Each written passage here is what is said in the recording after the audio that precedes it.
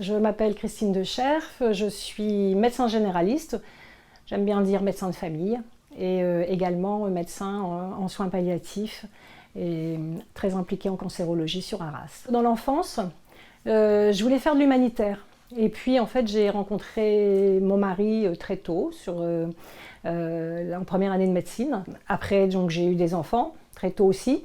Donc mon projet a un peu changé, mais je ne l'ai jamais abandonné. Et puis voilà, Nénuphar, l'aventure Nénuphar, ça correspond un petit peu à ce projet que j'ai pu mettre en place sur Arras, sans partir loin, on va dire.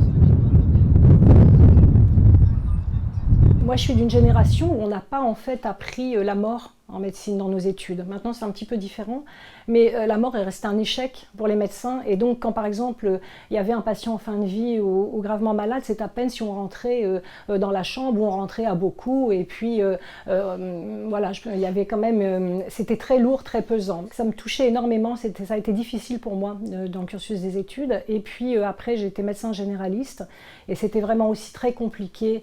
La fin de vie, on se rendait compte qu'en fait, au bout du compte, c'était là où les gens avaient le plus besoin de nous, où les familles avaient le plus besoin de nous. Au départ, Nénuphar, ça a été pour répondre à une demande en soins palliatifs. On ne s'immisce pas du tout dans le monde du soin. Les bénévoles apprennent durant leur formation à respecter énormément le monde du soin, à ne pas s'y immiscer bien sûr, mais non plus, ils n'ont pas le droit de conseiller. Quelque part, tout ce que les soignants ne pouvaient peut-être pas toujours faire par manque de temps, en fait, les bénévoles pouvaient rester au chevet du patient, parler avec les familles, accompagner les familles, servir un petit café. Et puis, les patients et les familles ont commencé à nous dire, on était énormément en cancérologie, et ils nous ont dit, bah, c'est quand même dommage qu'on ne vous ait pas connus avant. Là, on a réfléchi, on s'est dit, bah, on va former nos bénévoles à prendre en charge les patients et leurs familles, dès l'annonce d'un cancer et de la maladie grave. À la maison Nénuphar, on prend en charge donc tous les patients atteints de cancer, leurs familles, des enfants dont les parents sont gravement malades. Et pour ça, on a donc des psychologues, on a des socio-esthéticiennes. Une chimiothérapie abîme la peau, abîme les ongles, voilà, donc ce sont des choses un peu différentes. Il y a du stretching, du yoga.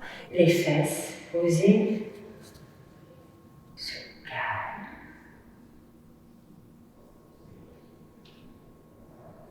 Aussi, la maladie cancéreuse, ce qu'elle fait, c'est qu'elle enlève aussi le lien social. Et la maison Nénuphar redonne le lien social. Le lien social, c'est ce qui vous fait aussi exister. C'est ce qui fait que vous reprenez confiance en vous. C'est ce qui fait que vous apprenez aussi à vous aimer. Quand on perd tout ça, on l'a vu avec le Covid, les gens s'étiolent, les gens voilà, n'existent plus, dépriment. Et donc, ce lien social, on le préserve à la maison Nénuphar. En fait, c'est comme si on était dans une association où personne n'était malade, quoi. En fait, on se retrouve, on boit un café, on parle de choses et d'autres. Oui, ça me fait énormément de bien. Puis je vous dis, je rencontre des personnes et des personnes qui sont humaines, je veux dire, on voit qu'ils sont dans l'humanité, quoi. C'est pas qu'une chaîne humaine au niveau des bénévoles, c'est une chaîne humaine dans le relais, je veux dire, qu'on a de tout, de la population. Par exemple, il y a des patients qui viennent ici, ils sont envoyés par leur boulanger. Ça n'est pas que des médecins qui envoient ici. Les gens, ils se le disent, ou la voisine, elle amène la personne qui est malade en disant « j'ai entendu parler de Nénuphar ». Et ça, c'est extraordinaire, parce que c'est au bout du compte ce qu'on voulait créer, la maison de village qui a un peu disparu voilà, dans toute cette société, un peu anonyme. On est arrivé à créer ça au niveau de la maison Nénuphar.